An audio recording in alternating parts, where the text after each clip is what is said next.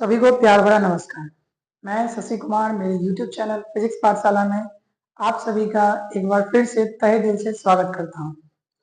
हम लोग पढ़ रहे हैं क्लास 12th का फिजिक्स चैप्टर नंबर 2 जिसका नाम है electrostatic potential and capacitance.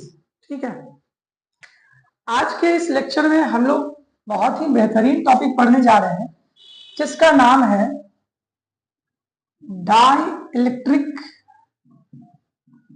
dielectrics and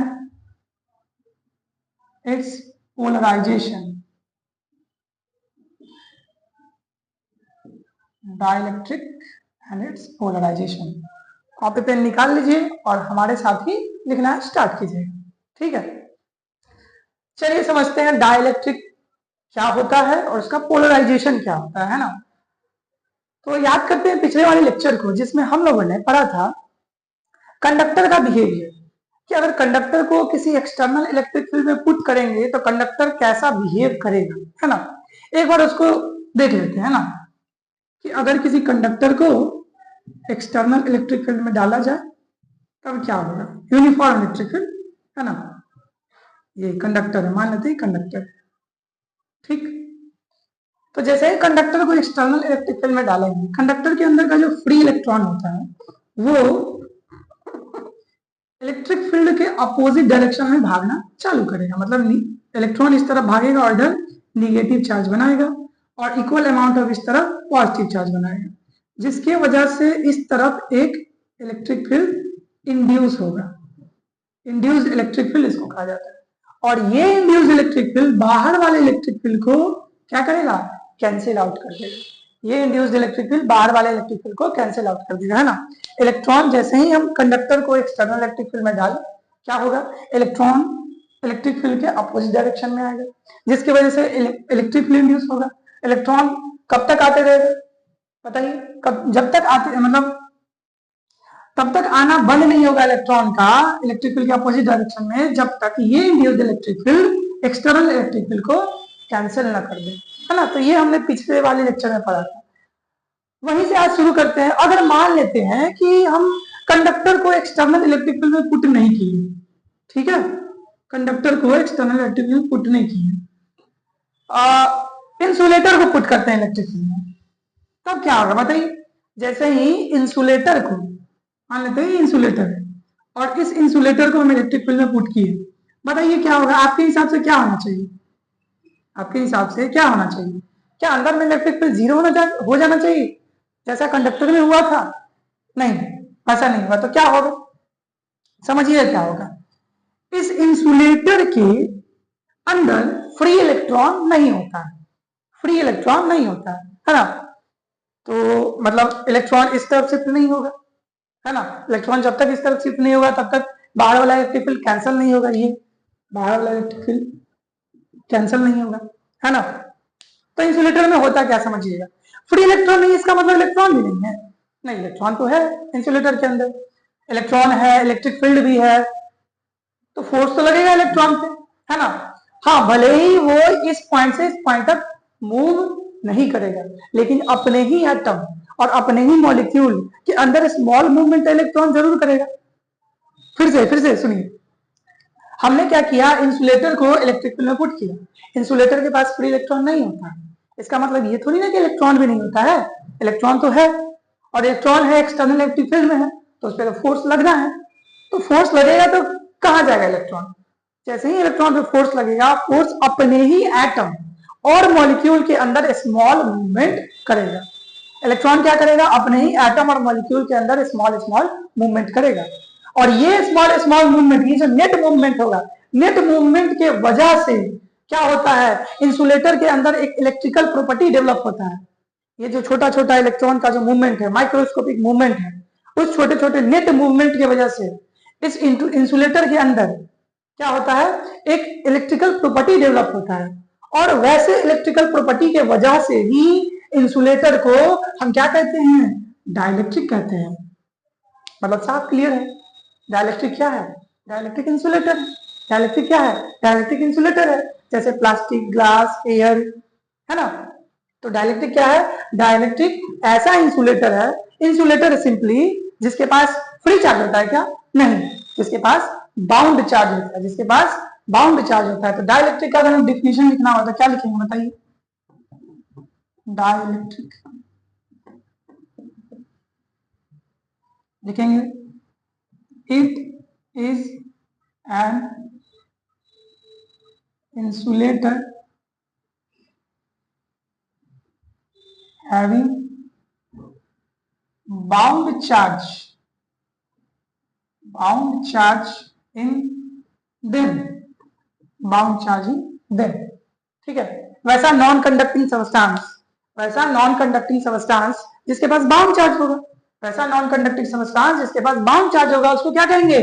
dielectric कहेंगे। डाइलेक्ट्रिक नहीं याद हो तो सीधे याद रखिएगा, इंसुलेटर को ही डाइलेक्ट्रिक कहा जाता है, इंसुलेटर को ही डाइलेक्ट्रिक कहा जाता है। क्यों कहा जाता है? क्योंकि इंसुलेटर को जब हम इलेक्ट्रिक फील्ड में पुट करते हैं तो इंसुलेटर के अंदर का जो इलेक्ट्रॉन होता है वो अपने ही एटम और मॉलिक्यूल के अंदर स्मॉल स्मॉल मूवमेंट करता है, और वो छोटे छोटे नेट मूवमेंट की वजह से इस इंसुलेटर के अंदर एक इलेक्ट्रिकल प्रॉपर्टी डेवलप होता है, और उसी इलेक्ट्रिकल प्रॉपर्टी को देखते हुए इंसुलेटर को हम क्या कहते हैं? डाइलेक्ट्रिक कहते हैं। बस इतना ही, बात समझ में आए? ठीक है। अच्छा, स्मॉल स्मॉल मूवमेंट होगा तो क्या होगा? स्मॉल स्मॉल मूवमेंट की वजह से इलेक्ट्रॉन हल्का फुल्का इधर शिफ्ट करेगा, कंप्लीटली शिफ्ट नहीं कर सकता है ना, हल्का फुल्का शिफ्ट करेगा, इधर इलेक्ट्रॉन शिफ्ट करेगा तो इधर निगेटिव चार्ज बनाएगा, इक्वल अमाउंट ऑफ इधर पॉजिटिव चार्ज बनाएगा, है ना। तो ये इस तरफ एक इलेक्ट्रिक फील्ड इंड्यूस करेगा, इलेक्ट्रिक फील्ड इंड्यूस करेगा, और ये induce electric field external electric field को कैंसिल नहीं कर सकता है ना, क्योंकि स्मॉल स्मॉल मूवमेंट हुआ है, इलेक्ट्रॉन का बहुत छोटा छोटा मूवमेंट हुआ है, जिसकी वजह से इधर जो निगेटिव चार्ज इंड्यूस होगा बहुत कम होगा, और इस साइड जो positive charge, equal positive charge induce होगा वो भी बहुत कम होगा, है ना। तो ये जो इंड्यूस इलेक्ट्रिक फील्ड बनेगा वो भी बहुत कम होगा, है ना। तो ये इंड्यूस इलेक्ट्रिक फील्ड क्या करेगा? एक्सटर्नल इलेक्ट्रिक फील्ड को कैंसिल कर देगा? नहीं, क्या करेगा? कैंसिल नहीं करेगा। हाँ, ये करेगा कि जो भी इंसुलेटर है ना, इंसुलेटर के अंदर नेट इलेक्ट्रिक फील्ड कैंसिल नहीं होगा, लेकिन नेट इलेक्ट्रिक फील्ड रिड्यूस जरूर हो जाएगा। जैसे कि हमने एक इंसुलेटर को लिया और इलेक्ट्रिक फील्ड में पुट कर दिया, मान लेते हैं ये इलेक्ट्रिक फील्ड 20 न्यूटन पर कूलम का था, और हमने इंसुलेटर को यहाँ पर पुट कर दिया, तो इस रीजन में, इस इंसुलेटर वाले रीजन में इलेक्ट्रिक फील्ड 20 न्यूटन पर कूलम नहीं होगा, हो सकता है 18 न्यूटन पर कूलम हो सकता है 15 न्यूटन पर कूलम हो, है ना। बस इलेक्ट्रिक फील्ड रिड्यूस होगा। मतलब यहां से एक बात पता चल रहा है कि डाइलेक्ट्रिक का यूज हम कहां करेंगे? तो डाइलेक्ट्रिक का यूज हम वही करेंगे जिस रीजन में हमें इलेक्ट्रिक फील्ड को घटाना होगा, जिस रीजन में हमें इलेक्ट्रिक फील्ड को घटाना होगा वहां डाइलेक्ट्रिक को रख देंगे, डाइलेक्ट्रिक रखेंगे इलेक्ट्रिक फील्ड घट जाएगा। बात समझ में आ गया? ठीक है। अगर कंडक्टर को रखते तो इलेक्ट्रिक फील्ड जीरो ही हो जाता है ना। तो वैसा रीजन जहां पे हमें इलेक्ट्रिक फील्ड को रिड्यूस करना हो, वैसा एक पार्टिकुलर रीजन जहां पे हमें इलेक्ट्रिक फील्ड को रिड्यूस करना हो, वहां पे हम क्या करेंगे? डाइलेक्ट्रिक पुट कर देंगे। जैसे ही डाइलेक्ट्रिक पुट करेंगे इंसुलेटर पुट कर देंगे, वही तो डाइलेक्ट्रिक है। जैसे ही इंसुलेटर पुट करेंगे, प्लास्टिक, रबर, कुछ भी, है ना, तो वहां पे क्या होगा? इलेक्ट्रिक फील्ड रिड्यूस हो जाएगा, नेट इलेक्ट्रिक फील्ड अंदर में जीरो नहीं होगा, है ना। तो लिख लीजिए, when a dielectric is put in a external electric field, है ना, it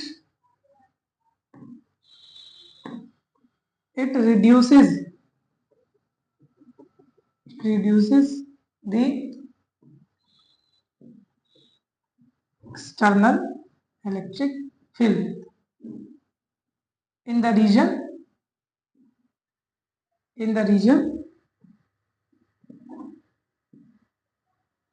where dielectric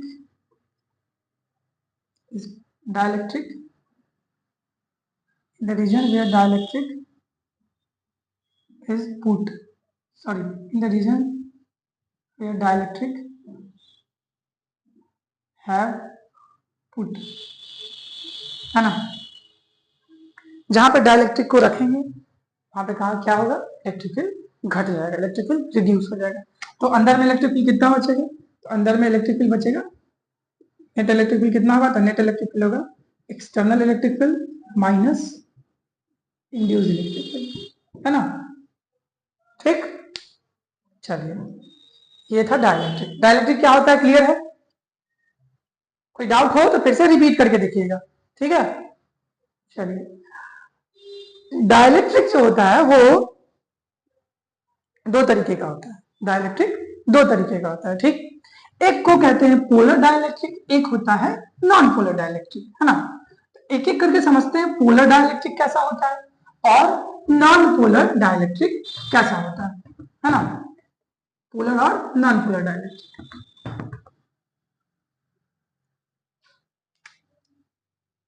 इधर इस साइड लिख देते हैं polar dielectric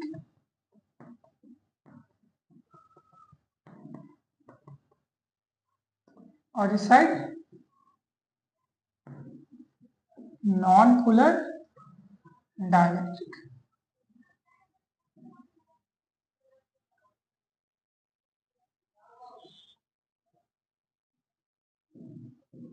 non polar dielectric और पोलर डाइलेक्ट्रिक, ठीक है। चलिए समझते हैं। पोलर डाइलेक्ट्रिक सबसे पहले देख लेते हैं पोलर डाइलेक्ट्रिक क्या होता है। पोलर डाइलेक्ट्रिक समझने से पहले हमें पोलर मॉलिक्यूल को समझना होगा। पोलर डाइलेक्ट्रिक समझने से पहले हमें पोलर मॉलिक्यूल को समझना होगा। तो समझिएगा पोलर मॉलिक्यूल क्या होता है। वैसा मॉलिक्यूल जिसका पॉजिटिव चार्ज का सेंटर और निगेटिव चार्ज का सेंटर एक पॉइंट पे ना हो। वैसा मॉलिक्यूल जिसके पॉजिटिव चार्ज का सेंटर और निगेटिव चार्ज का सेंटर किसी एक पॉइंट पे ना हो, वैसे मॉलिक्यूल को कहा जाता है पोलर मॉलिक्यूल। तो लिख लेते हैं पोलर मॉलिक्यूल क्या है। द मॉलिक्यूल in which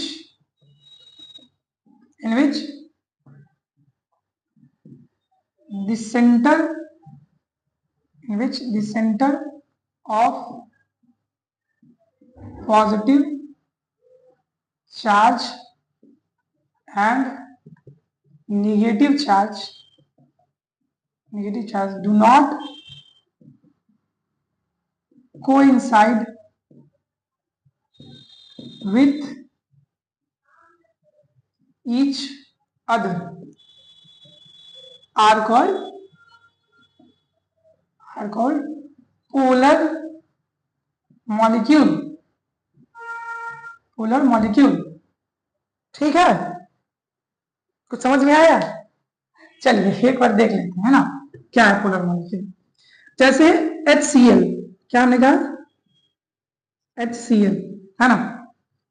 ये हाइड्रोजन का मॉलिक्यूल और ये क्लोरीन का मॉलिक्यूल, है ना। क्लोरीन का मॉलिक्यूल बड़ा हो, ठीक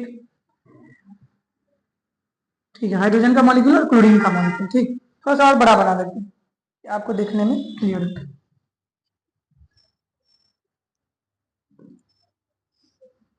ये हाइड्रोजन का मॉलिक्यूल और ये क्लोरीन का मॉलिक्यूल, ठीक। इसके पॉजिटिव का सेंटर भी बीच में होगा क्लोरीन का, और निगेटिव का भी सेंटर इसी बीच में ही होगा। वैसे ही हाइड्रोजन का निगेटिव चार्ज का सेंटर बीच में और पॉजिटिव चार्ज का सेंटर भी बीच में होगा, सेंटर में होगा, ठीक, न्यूक्लियस के पास, ठीक। इन दोनों के पॉजिटिव चार्ज का सेंटर कहाँ होगा? तो इन दोनों के पॉजिटिव चार्ज का सेंटर कुछ यहाँ पे मान लेते हैं, है ना। दोनों के पॉजिटिव चार्ज का सेंटर कुछ यहाँ पे मान लिया, है ना, दोनों के पॉजिटिव चार्ज का सेंटर, ठीक। अच्छा, दोनों के निगेटिव चार्ज का सेंटर क्या कहाँ होगा? क्या यहीं पे होगा? नहीं, कहाँ होगा? तो कुछ यहाँ होगा। दोनों के पॉजिटिव चार्ज का सेंटर हमने यहाँ पे माना, ठीक, इस पॉइंट पे। तो दोनों के निगेटिव चार्ज का सेंटर भी यहीं पे होगा क्या? नहीं, यहाँ पे नहीं होगा। कहाँ होगा? तो थोड़ा सा बगल में होगा, थोड़ा सा बगल में होगा। ऐसा क्यों? ऐसा इसलिए क्योंकि chlorine is more electronegative than hydrogen, है ना। इलेक्ट्रोनेगेटिविटी क्लोरीन का ज्यादा होता है। ऐसे मानिए कि ऐसे समझिए कि इलेक्ट्रॉन को खींचने का जो शक्ति है, इलेक्ट्रॉन को खींचने का जो पावर है वो क्लोरीन का ज्यादा होता है। तो बताइए निगेटिव चार्ज का सेंटर किस तरफ होगा? क्लोरीन की तरफ ही होगा ना, है ना। पॉजिटिव चार्ज के सेंटर पर नहीं होगा, है ना।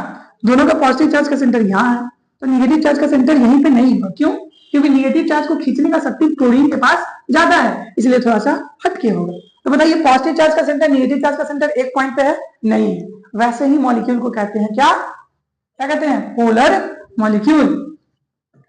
जैसे वाटर H2O है ना, ये भी पोलर मॉलिक्यूल होता है। जैसे NH3 अमोनिया है ना, ये भी क्या होता है, NH3 पोलर मॉलिक्यूल होता है ना। तो इसका एग्जांपल लिख लीजिए,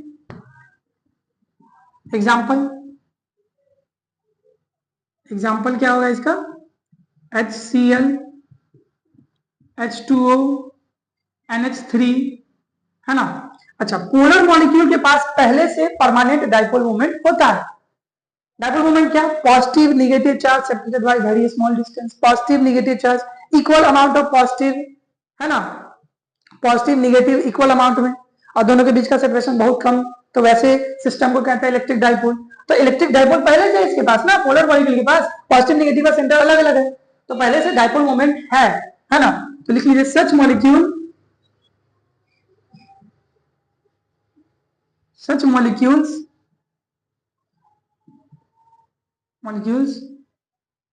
have permanent dipole moment, ऐसे ऐसे मॉलिक्यूल के पास पहले से ही परमानेंट डाइपोल मोमेंट होता है, ठीक है।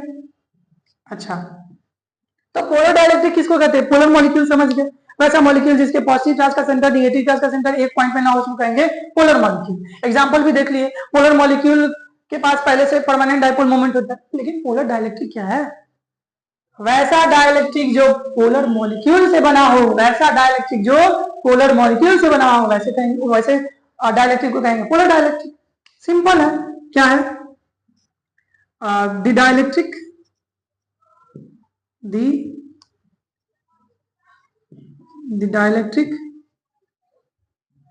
which made up of polar molecules are known as polar dielectric।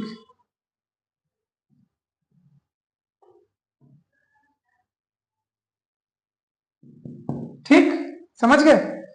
अच्छा, एक्सटर्नल इलेक्ट्रिक फील्ड में इस पोलर डाइलेक्ट्रिक का बिहेवियर कैसा होगा, एक्सटर्नल इलेक्ट्रिक फील्ड में पोलर डाइलेक्ट्रिक का बिहेवियर कैसा होगा वो भी देख लेते हैं। बिहेवियर है ना, पोलर डाइलेक्ट्रिक कुछ ऐसा बना लेते हैं।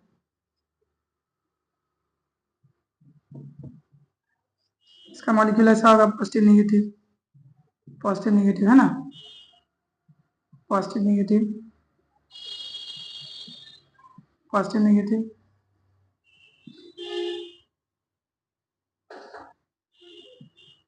ठीक है। अभी ये एक्सटर्नल इलेक्ट्रिक फील्ड में नहीं है,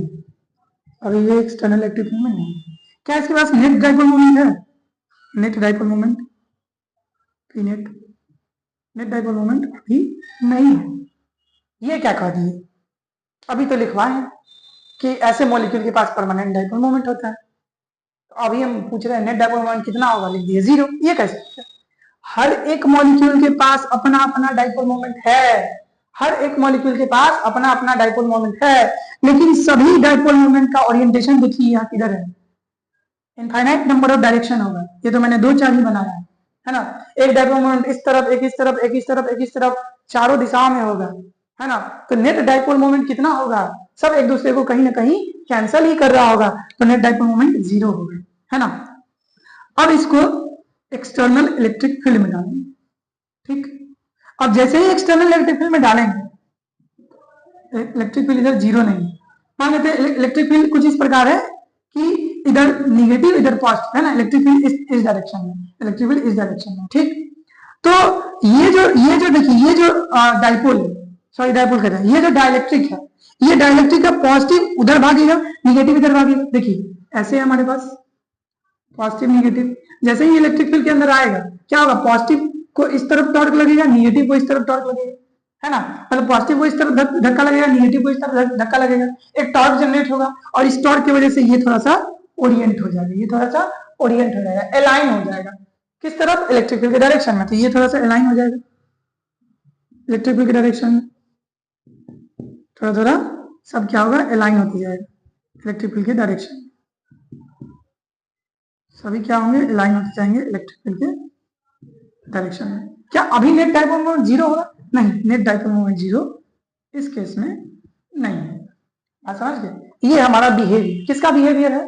तो पोलर डाइलेक्ट्रिक का। कैसा बिहेवियर होता है? पोलर डाइलेक्ट्रिक जैसे ही एक्सटर्नल, जब polar dielectric external electric field में नहीं होता तब उसके पास नेट डाइपोल मोमेंट जीरो होता है। हर एक मॉलिक्यूल के पास डाइपोल मोमेंट है, लेकिन टोटल डाइलेक्ट्रिक का, डाइलेक्ट्रिक स्लैब का नेट डाइपोल मोमेंट कितना होता है? जीरो होता है। ठीक, लेकिन जैसे ही एक्सटर्नल इलेक्ट्रिक फील्ड में डाइपोल आएगा, सॉरी डाइलेक्ट्रिक आएगा, है ना, डाइलेक्ट्रिक का मॉलिक्यूल क्या करेगा? डाइलेक्ट्रिक का मॉलिक्यूल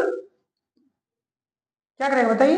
डाइलेक्ट्रिक का मॉलिक्यूल ओरिएंट होगा, अलाइन होगा। डाइलेक्ट्रिक पे लगेगा टॉर्क, डाइलेक्ट्रिक पे लगेगा टॉर्क, है ना, ऐसा। पॉजिटिव चार्ज पे फोर्स लगेगा इलेक्ट्रिकल के डायरेक्शन में, नेगेटिव चार्ज पे फोर्स लगेगा इलेक्ट्रिकल के अपोजिट डायरेक्शन में, इस पे लगेगा टॉर्क और थोड़ा सा रोटेट हो जाएगा, थोड़ा सा अलाइन हो जाएगा इलेक्ट्रिकल के डायरेक्शन में, और नेट डाइपोल मोमेंट जीरो नहीं होगा, कुछ ना कुछ डाइपोल मोमेंट बन जाएगा। ठीक, तो ये था पोलर डाइलेक्ट्रिक। चलिए नॉन पोलर डाइलेक्ट्रिक को समझते हैं। अब पोलर समझ ही गए हैं तो नॉन पोलर तो और आसान है। नॉन पोलर में पहला पॉइंट क्या? सबसे पहले नॉन पोलर मॉलिक्यूल को समझते हैं। वैसा मॉलिक्यूल जिसके पॉजिटिव चार्ज का सेंटर और नेगेटिव चार्ज का सेंटर एक ही पॉइंट पे हो, वैसे मॉलिक्यूल को कहेंगे हाँ नॉन पोलर मॉलिक्यूल। तो लिखिए, क्या लिखिएगा? The molecule in which the center of positive charge and negative charge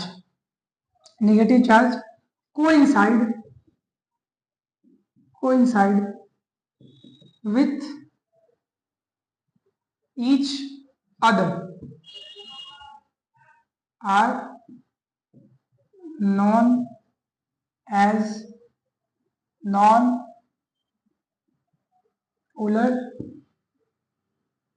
molecule। बात समझ गए? इसका एग्जाम्पल जैसे हमारे पास है H2, है ना, ये H और ये भी H, है ना, इन दोनों के पॉजिटिव चार्ज का सेंटर भी यही होगा, नेगेटिव चार्ज का भी सेंटर यही होगा, एक ही पॉइंट पे कोइंसाइड कर रहा होगा ना। H2 O2 और CO2, है ना, ये सब एग्जाम्पल है हमारा नॉन पोलर मॉलिक्यूल का। ठीक है, अच्छा, पॉजिटिव चार्ज का सेंटर नेगेटिव चार्ज का सेंटर एक ही पॉइंट पे है, तो क्या पहले से डाइपोल मोमेंट होगा? मॉलिक्यूल के पास? नहीं होगा, है ना। तो लिख लीजिए कि सच molecule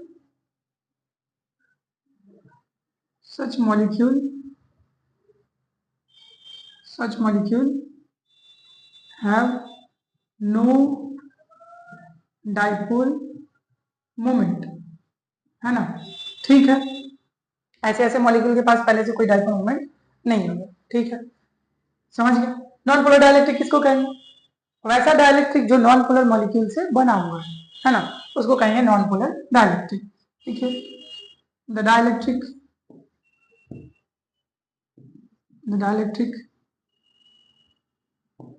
which is made up of non-polar molecules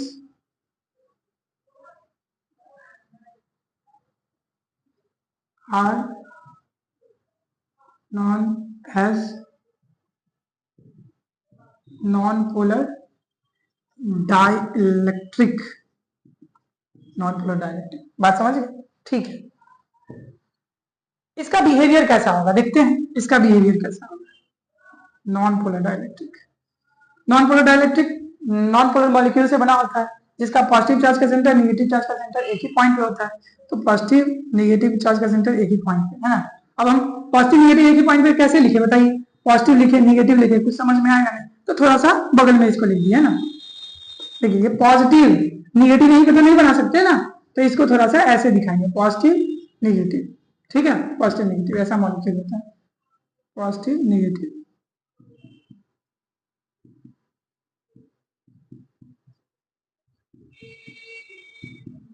ऐसा ऐसा, ठीक है। अभी इलेक्ट्रिक फील्ड, बाहरी इलेक्ट्रिक फील्ड नहीं है, बाहरी इलेक्ट्रिक फील्ड 0 है और नेट डाइपोल मोमेंट भी अभी 0 ही होगा, ठीक। अब इलेक्ट्रिक फील्ड के अंदर इसको डाल देंगे, है ना, और इलेक्ट्रिक फील्ड इस डायरेक्शन में, ठीक। बताइए क्या होगा? अब इलेक्ट्रिक फील्ड 0 नहीं है, अब क्या होगा बताइए? Negative charge, negative charge electric field के अपोजिट डायरेक्शन में भागेगा, पॉजिटिव चार्ज इलेक्ट्रिक फील्ड के डायरेक्शन में भागेगा, है ना, थोड़ा थोड़ा क्या होगा? शिफ्ट होगा, ठीक। थोड़ा थोड़ा पॉजिटिव चार्ज इलेक्ट्रिक फील्ड के डायरेक्शन में भागेगा, नेगेटिव चार्ज इलेक्ट्रिक फील्ड के अपोजिट डायरेक्शन में भागेगा, तो कुछ ऐसा बन जाएगा, देखिए तो positive negative, positive negative,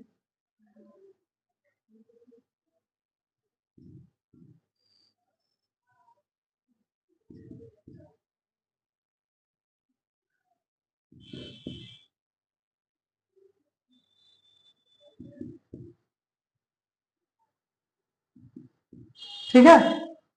small small movement, है ना, स्मॉल स्मॉल मूवमेंट करेगा, पॉजिटिव चार्ज इलेक्ट्रिक फील्ड के डायरेक्शन में, नेगेटिव अपोजिट। अब नेट डाइपोल मोमेंट 0 होगा क्या? नहीं, नेट डाइपोल मोमेंट अभी 0 नहीं होगा, कुछ ना कुछ डाइपोल मोमेंट इंड्यूस हो ही जाएगा, ठीक है। तो नॉन पोलर डाइलेक्ट्रिक के साथ क्या होगा? नॉन पोलर डाइलेक्ट्रिक मॉलिक्यूल के साथ क्या होगा? क्या ये अलाइन हो रहा है पोलर मॉलिक्यूल के जैसा? नहीं, तो ये क्या हो रहा है? ये स्ट्रेच हो रहा है। ये क्या हो रहा है? ये स्ट्रेच हो रहा है। जब नॉन पोलर मॉलिक्यूल किसी इलेक्ट्रिक फील्ड में होता है तो वो क्या होता है? स्ट्रेच होता है, ठीक। ये क्या होगा? स्ट्रेच होगा, ये ऐसा कुछ, ठीक। और इस स्ट्रेचिंग की वजह से, इस स्मॉल स्मॉल मूवमेंट की वजह से कुछ ना कुछ डाइपोल मोमेंट इंड्यूस हो जाएगा, ठीक है। डायरेक्ट्रिक समझ गए? पोलराइजेशन क्या होता है? डायरेक्ट्रिक और उसका पोलराइजेशन क्या?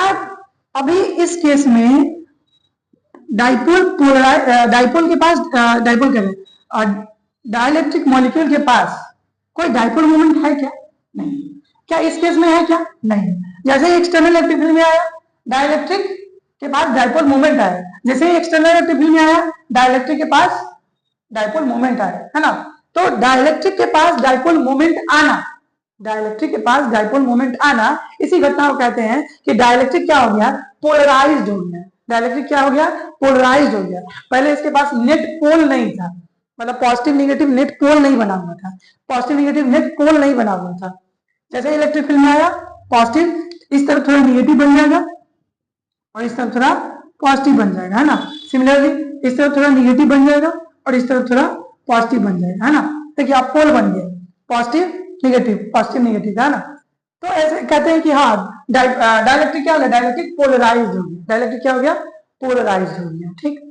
तो ये था पोलर डाइलेक्ट्रिक और non polar dielectric. Bihar board हो चाहे सीबीएसई हो, है ना, दोनों के लिए ये बहुत ही इंपॉर्टेंट है, ठीक है। सीबीएसई वाले को तो क्या कहते हैं, इसके अगला जो चैप्टर, अगला जो टॉपिक है जिसका नाम है कैपेसिटर, उससे रिलेटेड इस डाइलेक्ट्रिक का बहुत सारा क्वेश्चन पूछा जाता है ना। कैपेसिटर में डाइलेक्ट्रिक ठूस दी, क्या होगा बताइए? इलेक्ट्रिक फील्ड का क्या होगा? सीधी सी बात है, इलेक्ट्रिक फील्ड तो घट ही जाना है ना। इलेक्ट्रिक फील्ड का क्या होगा? वोल्टेज का क्या होगा? और भी सारी चीजें, है ना, सभी चीजों को सीबीएसई वाले को पूछा जाता है। लेकिन बिहार बोर्ड वाले को सीधे पूछ देगा पोलर और नॉन पोलर में दो डिफरेंस बताइए, पोलर डाइलेक्ट्रिक और नॉन पोलर डाइलेक्ट्रिक में 2-3 डिफरेंस बताइए, है ना। तो ये आप डिफरेंस लिख करके आ सकते हैं, ठीक है। जो आपको आसान आसान पॉइंट लगे वो आप लिख सकते हैं। अब क्या, डाइलेक्ट्रिक समझ गए, है ना। डाइलेक्ट्रिक पोलराइज्ड हो जाता है जब इलेक्ट्रिक फील्ड में आता है, वो भी समझ गए। चलिए, डाइलेक्ट्रिक से कुछ रिलेटेड टर्म, है ना, dielectric molecule, polar non polar से कुछ रिलेटेड टर्म है जिसे हमें जानना बहुत ही जरूरी है ना। लगभग 3-4 टर्म है, तीनों चारों टर्म को अच्छे से पढ़ेंगे और ये टर्म बहुत ही इंपॉर्टेंट है, बहुत ही इंपॉर्टेंट, बहुत इंपॉर्टेंट। एक एक करके जो जो टर्म्स रिलेटेड है इन टॉपिक से, है ना, उन सभी को क्लियर कर लेते हैं। आशा करता हूं कि आपको ये वीडियो, ये लेक्चर इंफॉर्मेटिव लग रहा हो, है ना। अपने जरूरतमंद दोस्तों के साथ शेयर कीजिए, कलीग्स के साथ शेयर कीजिए। चलिए, तो पहला टर्म है हमारे पास, पहला टर्म है dielectric constant, dielectric constant के, है ना। डाइलेक्ट्रिक कांस्टेंट के क्या है ना। चलिए बात समझिएगा, हमने डाइलेक्ट्रिक को इलेक्ट्रिक फील्ड में पुट किया और याद है बताए थे अभी थोड़ी देर पहले शुरुआती में कि डाइलेक्ट्रिक का काम ही होता है, डाइलेक्ट्रिक को जैसे ही एक्सटर्नल इलेक्ट्रिक फील्ड में डालेंगे उस रीजन में क्या होगा, इलेक्ट्रिक फील्ड घट जाएगा। मतलब डाइलेक्ट्रिक का सिंपल सा एक काम है इलेक्ट्रिक फील्ड को घटा देना, एक्सटर्नल इलेक्ट्रिक फील्ड को घटा देना। तो ठीक है, हम डाइलेक्ट्रिक को इस रीजन में मान लीजिए इलेक्ट्रिक फील्ड है, हम डाइलेक्ट्रिक यहाँ पर पुट कर दिए, इलेक्ट्रिक फील्ड घट गया। कितना गुना घटा? 2 गुना घट गया, 4 गुना घट गया, 10 गुना घट गया, 20 गुना घट गया। इसका जानकारी कौन देगा? तो इसका जानकारी हमको कौन देगा? डाइलेक्ट्रिक कांस्टेंट देगा।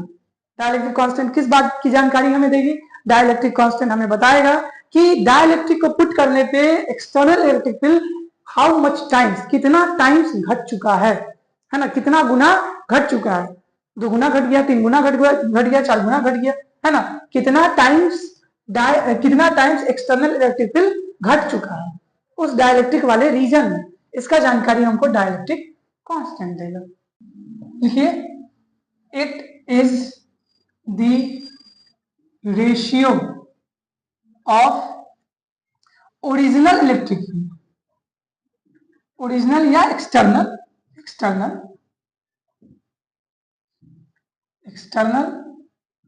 Electric field to the net या फिर रिड्यूस्ड, है ना, रिड्यूस्ड इलेक्ट्रिक फील्ड, है ना। तो ये क्या होगा?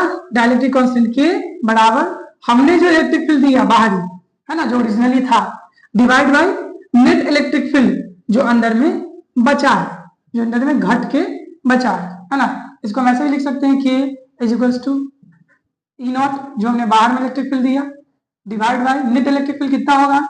E naught minus E induced, E naught minus E induced. ये एक बार आपको क्लियर कर दे कि जैसे ही डाइलेक्ट्रिक को एक्सटर्नल इलेक्ट्रिक फील्ड में पुट करेंगे, एक्सटर्नल इलेक्ट्रिक फील्ड में पुट करेंगे, क्या होगा?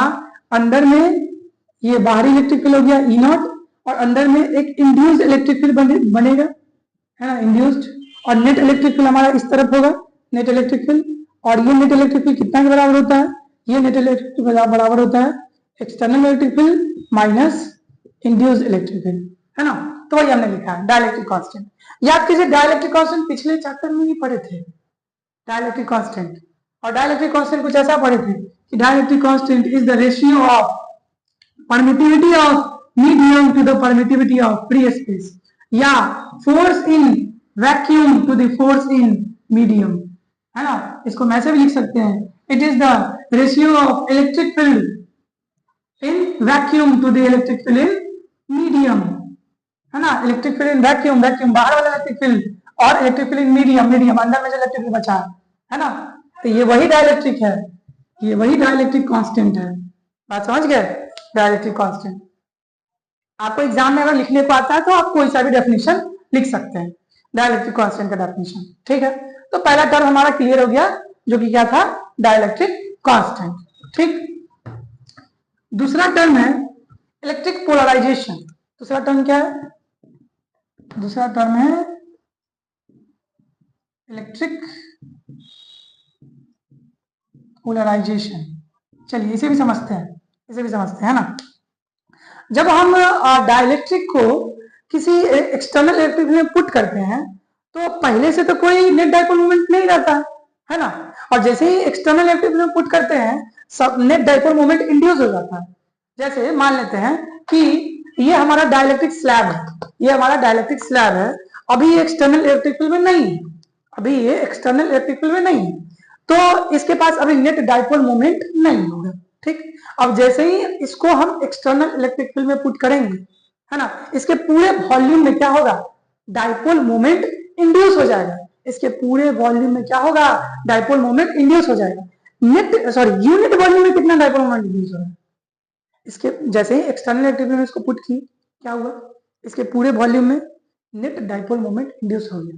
लेकिन हम जानना चाहते हैं कि यूनिट वॉल्यूम में कितना डाइपोल मोमेंट इंड्यूस हुआ है, यूनिट वॉल्यूम में कितना डाइपोल मोमेंट इंड्यूस हुआ है। तो इसका जानकारी हमें कौन देगा, तो इसका जानकारी हमें इलेक्ट्रिक पोलराइजेशन देगा। तो electric polarization is defined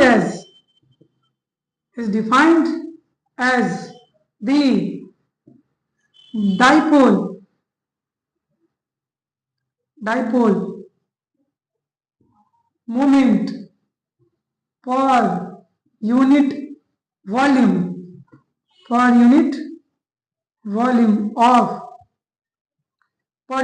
of dielectric slab, है ना। It is defined as the dipole moment per unit volume. ये आप नहीं भी लिख सकते, काम चलेगा, dipole moment per unit volume. ठीक, तो डाइलेक्ट्रिक पोलराइजेशन को हम लोग इंडिकेट करते हैं पी से। ये पी बराबर क्या होगा, डाइपोल मोमेंट, है ना, net dipole moment per unit volume, है ना। मान लेते हैं कि ये जो डाइलेक्ट्रिक स्लैब था, इसमें n नंबर ऑफ मॉलिक्यूल है, कितना, n नंबर ऑफ मॉलिक्यूल है, ठीक। तो और हर एक मॉलिक्यूल के पास डाइपोल मोमेंट p है, ये p, ठीक है। ये p क्या है, ये p है dipole moment of each molecule, है ना। तो नेट डाइपोल मोमेंट मेरे पास कितना हो जाएगा, हर एक मॉलिक्यूल के पास डाइपोल मोमेंट p है, है ना। और हमारे पास n नंबर ऑफ मॉलिक्यूल है, तो net dipole moment n p हो जाएगा। तो यहाँ पे हम पुट कर सकते हैं नेट डाइपोल मोमेंट की जगह np, है ना, np। इन दोनों p में कंफ्यूज नहीं हो जाएगा, ये स्मॉल p है, ये कैपिटल p है, ठीक। अच्छा, तो ये हो गया हमारा total number molecule divide by volume into dipole moment of each molecule. और ये टोटल नंबर ऑफ मॉलिक्यूल पर यूनिट वॉल्यूम को हम कैपिटल एन से लिख सकते हैं, कैपिटल एन पी। तो ये हो गया हमारा, ये एन क्या है, एन है हमारा नंबर ऑफ मॉलिक्यूल पर यूनिट वॉल्यूम, है ना। नंबर ऑफ मॉलिक्यूल पर यूनिट वॉल्यूम को कैपिटल एन, ठीक। तो ये हो गया हमारा पोलराइजेशन अगर डिफाइन करने को आता है तो आप क्या डिफाइन कीजिएगा, it is defined as the dipole moment induced in dielectric slab per unit volume, या सिंपली आप ये भी लिख सकते हैं, it is defined as the dipole moment per unit volume, ठीक। अच्छा, इसको इंडिकेट किया जाता है पी से, और ये वेक्टर क्वांटिटी होता है, ठीक है। ये जो इलेक्ट्रिक पोलराइजेशन है ये वेक्टर क्वांटिटी का, इसका डायरेक्शन किस तरफ होगा, तो जिधर डाइपोल मोमेंट का डायरेक्शन होगा, ठीक। इसका यूनिट क्या होगा, ऐसा यूनिट क्या होगा, बताइए। ऊपर क्या है, ऊपर है हमारा डाइपोल मोमेंट और नीचे है वॉल्यूम। डाइपोल मोमेंट का यूनिट होता है, डाइपोल मोमेंट का हमारा ऐसा यूनिट होता है कूलम्ब मीटर, है ना। और वॉल्यूम का होता है मीटर क्यूब। तो ये हो जाएगा हमारा coulomb metre to the power -2। ये हो गया ऐसा यूनिट किसका, इलेक्ट्रिक पोलराइजेशन का, ठीक। इसका डायमेंशन क्या होगा, डायमेंशन में लिख लीजिए, डायमेंशन। ये कूलम्ब चार्ज के लिए होता है, चार्ज का होता है AT, और ये मीटर टू द पावर -2 है, मतलब L टू द पावर -2। ये हो गया डायमेंशन, ठीक है। डायमेंशन इसलिए लिखा दिए क्योंकि बिहार बोर्ड वाले को पूछा जाता है, ठीक। बिहार बोर्ड वाले को तो यूनिट भी पूछ देता है, ठीक है। ये था इलेक्ट्रिक पोलराइजेशन, ठीक। अच्छा, और भी हमारे पास दो टर्म है,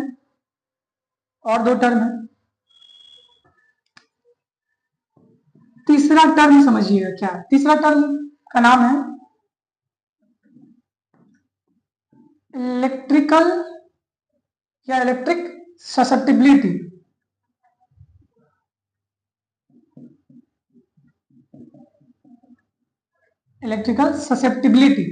ठीक। इसको डिनोट किया जाता है काई से, इसे हम लोग काई पढ़ते हैं, है ना, काई, CHI, है ना, काई, ठीक है। इलेक्ट्रिकल ससेप्टिबिलिटी समझिए, इलेक्ट्रिकल ससेप्टिबिलिटी क्या होता है। अगर डाइलेक्ट्रिक स्लैब को हम बहुत हाई इलेक्ट्रिक फील्ड में नहीं रखें, ठीक है, इलेक्ट्रिक फील्ड लो है, ठीक, तो उस केस में क्या होगा, जो डाइलेक्ट्रिक का पोलराइजेशन होगा वो directly proportional to electric field होगा। कौन सा electric field? Net electric field जो अंदर में बचा है ना। डाइलेक्ट्रिक पोलराइजेशन, है ना, is directly proportional to the net electric field, है ना। जितना ज्यादा इलेक्ट्रिक फील्ड होगा, जितना ज्यादा इलेक्ट्रिक फील्ड होगा उतना ज्यादा क्या होगा, पोलराइजेशन होगा। हाँ, ये स्मॉल इलेक्ट्रिक फील्ड के लिए वैलिड है ना, बहुत ज्यादा हाई इलेक्ट्रिक फील्ड के लिए वैलिड नहीं है। जब इलेक्ट्रिक फील्ड का स्ट्रेंथ बहुत ज्यादा नहीं होगा, इलेक्ट्रिक फील्ड का स्ट्रेंथ कम होगा, तब polarization directly proportional to net electric field होगा। प्रोपोर्शनलिटी हटाएंगे क्या लाएंगे, प्रोपोर्शनलिटी हटा के क्या लाएंगे बताइए, एक कांस्टेंट लाएंगे, वेक्टर भी हटा के प्रोपोर्शनलिटी हटा के कांस्टेंट लाएंगे। कांस्टेंट होगा हमारे पास एप्सिलॉन नॉट काई, एप्सिलॉन नॉट काई, और ये नेट इलेक्ट्रिक फील्ड, ठीक। तो यहां से हम लिख सकते हैं chi is equals to polarization divide by epsilon naught electric field, net electric field जो अंदर में बचा है ना। तो यहां से हम लोग काई को डिफाइन कर सकते हैं। कैसे डिफाइन कर सकते हैं? It is the ratio, electrical susceptibility is the ratio of polarization and epsilon naught times the net electric field in the dielectric slab, है ना। इसका डेफिनेशन लिखते हैं, क्या लिखेंगे कि it is the ratio of polarization and epsilon naught times the net electric field inside the dielectric slab। बात समझ में आ गया? डाइलेक्ट्रिक स्लैब, ठीक। अच्छा, ये काई जो है हमें किस बात की जानकारी दे रही है? काई हमें क्या बता रहा है? इलेक्ट्रिकल ससेप्टिबिलिटी क्या बताना चाह रहा है ना। तो बेसिकली इलेक्ट्रिकल ससेप्टिबिलिटी और डाइलेक्ट्रिक के इलेक्ट्रिकल बिहेवियर के बारे में बताता है। जैसे मान लेते हैं इस काई का वैल्यू बहुत ज्यादा है, इस काई का वैल्यू बहुत ज्यादा है, इसका मतलब क्या है? काई का वैल्यू इसका बहुत ज्यादा, इसका मतलब क्या है कि कम से कम इलेक्ट्रिक फील्ड में, कम से कम इलेक्ट्रिक फील्ड में ज्यादा से ज्यादा पोलराइजेशन हो रहा है कि नहीं? काई का वैल्यू ज्यादा है, इसका मतलब क्या है? इसका मतलब यह है कि कम से कम इलेक्ट्रिक फील्ड में ज्यादा से ज्यादा पोलराइजेशन हो रहा है, और काई का वैल्यू कम है, इसका मतलब क्या है? इसका मतलब यह है कि दिए हुए इलेक्ट्रिक फील्ड में, है ना, दिए हुए इलेक्ट्रिक फील्ड में पोलराइजेशन कुछ अच्छा खासा नहीं बन रहा है ना, ज्यादा से ज्यादा डाइपोल मोमेंट इंड्यूस नहीं हो पा रहा है ना। तो यहां से समझ में आ रहा है कि हमें इलेक्ट्रिकल ससेप्टिबिलिटी क्या बता रहा है, हमें इलेक्ट्रिकल ससेप्टिबिलिटी और डाइलेक्ट्रिक के इलेक्ट्रिकल बिहेवियर के बारे में बता रहा है ना। काई का वैल्यू ज्यादा मतलब पोलराइजेशन ज्यादा हो रहा है, दिए हुए इलेक्ट्रिक फील्ड में कम से कम इलेक्ट्रिक फील्ड में ज्यादा से ज्यादा पोलराइजेशन हो रहा है ना। और काई का वैल्यू कम है, इसका मतलब उतना अच्छा पोलराइजेशन नहीं हो पा रहा है ना। तो ये काई बेसिकली हमें इलेक्ट्रिकल बिहेवियर के बारे में बताता है। किसका इलेक्ट्रिकल बिहेवियर? तो डाइलेक्ट्रिक के इलेक्ट्रिकल बिहेवियर के बारे में बताता है। अच्छा, फिर प्रोपोर्शनलिटी हटाएं तो हम कांस्टेंट लाए, एक कांस्टेंट क्यों नहीं लाए, दो कांस्टेंट आए, मतलब ये एप्सिलॉन नॉट क्यों आया? तो एप्सिलॉन नॉट इसलिए आया है क्योंकि ये पूरा टर्म डायमेंशन लेस हो सके। अगर हम एप्सिलॉन नॉट को इंट्रोड्यूस नहीं करते तो ऊपर पोलराइजेशन होगा, नीचे इलेक्ट्रिक फील्ड होगा। पोलराइजेशन का यूनिट होता है coulomb, coulomb per metre square, और इलेक्ट्रिक फील्ड का होता है न्यूटन पर कूलम, है ना। तो ये तो कुछ ना कुछ वैल्यू आएगा, कुछ ना कुछ एक नया फिजिकल क्वांटिटी ये बन जाएगा, है ना। ये जो चीज है फिजिकल क्वांटिटी बन जाएगा। और जबकि हमने क्या बोला, हमने बोला कि ये तो एक कांस्टेंट है। तो चूंकि इसको डायमेंशन लेस रखने के लिए, इलेक्ट्रिकल ससेप्टिबिलिटी को डायमेंशन लेस रखने के लिए हमने क्या इंट्रोड्यूस किया, यहाँ पर एप्सिलॉन नॉट इंट्रोड्यूस किया। एप्सिलॉन नॉट को जैसे ही इंट्रोड्यूस किए वैसे क्या होगा, इन दोनों का डायमेंशन कट जाएगा, इन दोनों का यूनिट आपस में कट जाएगा। तो इलेक्ट्रिकल ससेप्टिबिलिटी कैसा क्वांटिटी बन जाएगा? डायमेंशनलेस क्वांटिटी बन जाएगा, है ना। तो लिख लीजिए ये क्या है, electrical susceptibility is a dimension less quantity, है ना, इसके पास डायमेंशन नहीं होता है, ठीक। अच्छा, हमारे पास एक है डाइलेक्ट्रिक कांस्टेंट और एक आया इलेक्ट्रिकल ससेप्टिबिलिटी। क्या इन दोनों के बीच में रिलेशन है? बिल्कुल रिलेशन है। Dielectric constant is equal to electrical susceptibility plus 1, ये याद रखिएगा, है ना। ऑब्जेक्टिव में पूछ देता है कि डाइलेक्ट्रिक कांस्टेंट और इलेक्ट्रिकल ससेप्टिबिलिटी के बीच में रिलेशन क्या है, तो dielectric constant is equal to electrical susceptibility plus 1। तो यहां से बताइए वैक्यूम का, फॉर वैक्यूम, है ना, वैक्यूम के लिए इलेक्ट्रिकल ससेप्टिबिलिटी का वैल्यू कितना होगा, इलेक्ट्रिकल ससेप्टिबिलिटी का वैल्यू कितना होगा? तो याद कीजिए वैक्यूम के लिए डाइलेक्ट्रिक कांस्टेंट का वैल्यू कितना होता था, 1 होता था। वैक्यूम के लिए डाइलेक्ट्रिक कांस्टेंट का वैल्यू 1 है ना, तो वैक्यूम के लिए इलेक्ट्रिकल ससेप्टिबिलिटी का वैल्यू कितना होगा, 0 होगा। कितना होगा, 0। यहाँ 0 पुट करिएगा तभी तो के बराबर बनाएगा, है ना। तो याद रखिएगा वैक्यूम के लिए इलेक्ट्रिकल ससेप्टिबिलिटी का वैल्यू 0 होता है, ठीक। चलिए इलेक्ट्रिकल ससेप्टिबिलिटी हो गया। आशा करता हूं आपको अच्छे समझ में आया होगा। एक बार अगर कोई डाउट हो तो फिर से रिपीट करके देखिएगा, ठीक है। लास्ट एक और टर्म है हमारे पास, उसको पढ़ के इस वीडियो को, इस लेक्चर को खत्म करते हैं, है ना। और टर्म क्या है? टर्म है डाइलेक्ट्रिक ब्रेकडाउन। क्या है? Dielectric breakdown. लास्ट टर्म है dielectric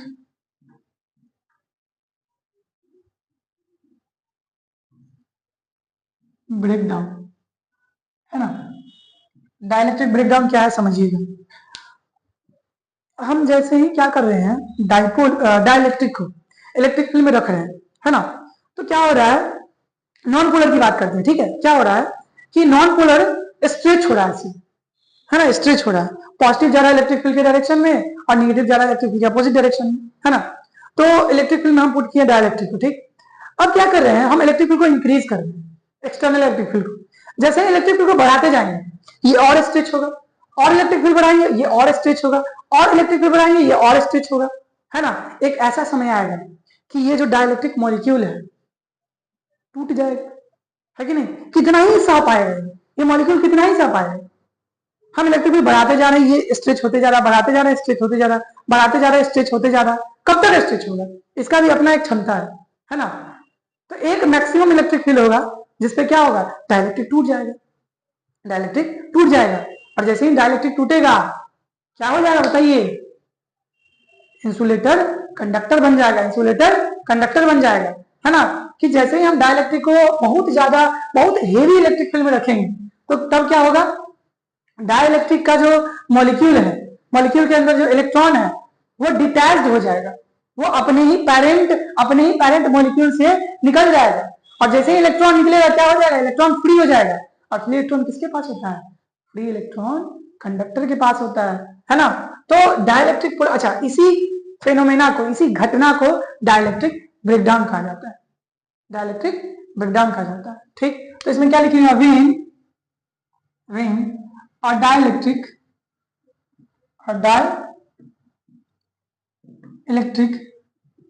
is put in a heavy electric field, heavy लिख दे या फिर high electric field, high electric field, when a dielectric is put in a high electric field, the electron of dielectric molecule get detached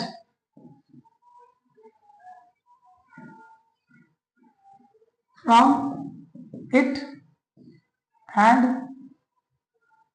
the dielectric become conductor. Dielectric क्या हो जाएगा, dielectric conductor बन जाएगा, है ना। डाइलेक्ट्रिक कंडक्टर बन जाएगा। अब जैसे ही डाइलेक्ट्रिक कंडक्टर बना, नहीं इतना ठीक है, लिख लेते हैं। This phenomena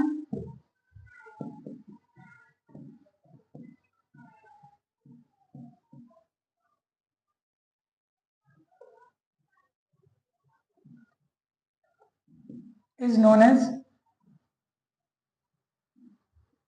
known as dielectric breakdown। बात समझ में आया? जैसे जैसे इलेक्ट्रिक फील्ड बढ़ाते जाएंगे वैसे वैसे और स्ट्रेच होगा, और स्ट्रेच होगा, और स्ट्रेच होगा। एक ऐसा कंडीशन आएगा कि इलेक्ट्रॉन अपने ही पैरेंट मॉलिक्यूल से डिटैच हो जाएगा, अलग हो जाएगा, और जैसे ही अलग होगा इलेक्ट्रॉन क्या बन जाएगा? कंडक्टर, सॉरी वो डाइलेक्ट्रिक क्या बन जाएगा? कंडक्टर बन जाएगा। फ्री इलेक्ट्रॉन्स के पास आ गया है ना, कंडक्टर बन जाएगा। ठीक, इसी घटना को क्या कहा जाता है? डाइलेक्ट्रिक ब्रेकडाउन, डाइलेक्ट्रिक का टूटना। ठीक, अच्छा, तो डाइलेक्ट्रिक का स्ट्रेंथ क्या होगा? डाइलेक्ट्रिक का स्ट्रेंथ क्या होगा? वो मैक्सिमम इलेक्ट्रिक फील्ड जिसमें डाइलेक्ट्रिक टिका हुआ है, बिना अपना इंसुलेटिंग प्रॉपर्टी को खोए हुए। वो मैक्सिमम इलेक्ट्रिक फील्ड जिसमें डाइलेक्ट्रिक एकदम टिका हुआ कि नहीं, हम अपना इंसुलेटिंग प्रॉपर्टी नहीं खोएंगे, हम अपने इलेक्ट्रॉन को डिटैच नहीं करेंगे, एकदम पूरा ताकत लगा करके रखे हुआ है डाइलेक्ट्रिक, है ना। वो मैक्सिमम इलेक्ट्रिक फील्ड जिसमें डाइलेक्ट्रिक उस इलेक्ट्रिक फील्ड में है, बिना इंसुलेटिंग प्रॉपर्टी खोए हुए, बिना डाइलेक्ट्रिक का ब्रेकडाउन हुए हुए, है ना। तो वैसे मैक्सिमम इलेक्ट्रिक फील्ड को क्या कहेंगे? Dielectric strength. तो डाइलेक्ट्रिक स्ट्रेंथ क्या होगा? देखिए, the maximum electric field in which a dielectric can withstand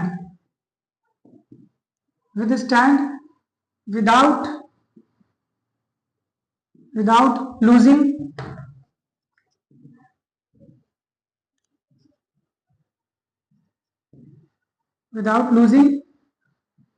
its insulating property, है ना। Without losing its insulating property, या विदाउट ब्रेकडाउन भी आप लिख सकते हैं, विदाउट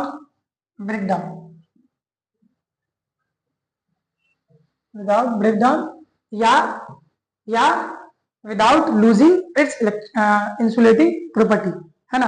वो मैक्सिमम इलेक्ट्रिक फील्ड जिसमें डाइलेक्ट्रिक टिका हुआ बिना टूटे हुए, है ना। वैसे मैक्सिमम इलेक्ट्रिक फील्ड को क्या कहेंगे? वैसे मैक्सिमम इलेक्ट्रिक फील्ड को कहेंगे, लिख लेते हैं, is known as dielectric strength, है ना। वैसे मैक्सिमम इलेक्ट्रिक फील्ड को क्या कहेंगे? डाइलेक्ट्रिक स्ट्रेंथ कहेंगे, डाइलेक्ट्रिक का स्ट्रेंथ। बात समझ में? ठीक है, डाइलेक्ट्रिक स्ट्रेंथ। वैक्यूम का डाइलेक्ट्रिक स्ट्रेंथ कितना होगा? उससे पहले समझते हैं डाइलेक्ट्रिक स्ट्रेंथ का यूनिट क्या होगा। बेसिकली डाइलेक्ट्रिक स्ट्रेंथ तो इलेक्ट्रिक फील्ड ही है, तो इसका यूनिट क्या होगा? ये ऑब्जेक्टिव में पूछा जाता है बिहार बोर्ड से कि बताइए डाइलेक्ट्रिक स्ट्रेंथ का यूनिट क्या होगा, तो बच्चे कंफ्यूज होते हैं। याद रखिए, डाइलेक्ट्रिक स्ट्रेंथ क्या है? इलेक्ट्रिक फील्ड ही, तो जो इलेक्ट्रिक फील्ड का यूनिट होगा वही डाइलेक्ट्रिक स्ट्रेंथ का यूनिट होगा। तो डाइलेक्ट्रिक स्ट्रेंथ का यूनिट क्या होगा? न्यूटन पर कूलम, है ना, नहीं तो वोल्ट पर मीटर, न्यूटन पर कूलम नहीं तो वोल्ट पर मीटर, है ना। अच्छा, और वैक्यूम का, for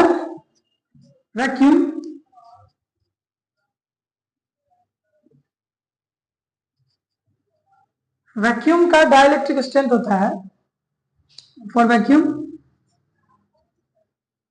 dielectric strength is 3 × 10⁶ Newton पर कूलम। ये डाइलेक्ट्रिक स्ट्रेंथ होता है वैक्यूम का, है ना। ओ सॉरी, वैक्यूम का नहीं, एयर का। किसका? एयर का, है ना। डाइलेक्ट्रिक स्ट्रेंथ एयर का कितना होता है? तो 3 × 10⁶ न्यूटन पर कूलम। इसका मतलब ये है कि अगर आप एयर में इससे ज्यादा इलेक्ट्रिक फील्ड जनरेट कर रहे हैं, अगर आप एयर में इससे ज्यादा इलेक्ट्रिक फील्ड जनरेट कर रहे हैं, तो वो जो एयर है ना, ये जो एयर होगा ये क्या होगा? ये कंडक्टर बन जाएगा, है ना, ये कंडक्टर बन जाएगा जब इससे ज्यादा इलेक्ट्रिक फील्ड होगा तब। ठीक है, जब इससे कम इलेक्ट्रिक फील्ड है तो एयर इंसुलेटर ही रहेगा, इंसुलेटर की तरह ही एयर बिहेव करेगा। ठीक है, बेसिकली डाइलेक्ट्रिक की तरह बिहेव करेगा। ठीक, आशा करते हैं आपको हर एक पॉइंट क्लियर होगा। कोई डाउट हो तो फिर से रिपीट करके पॉज करके देखिएगा, है ना, पक्का है कि समझ में आएगा ही। आज के लिए रहने देते हैं, मिलते हैं अगले वाले लेक्चर में, तब तक के लिए बाय बाय।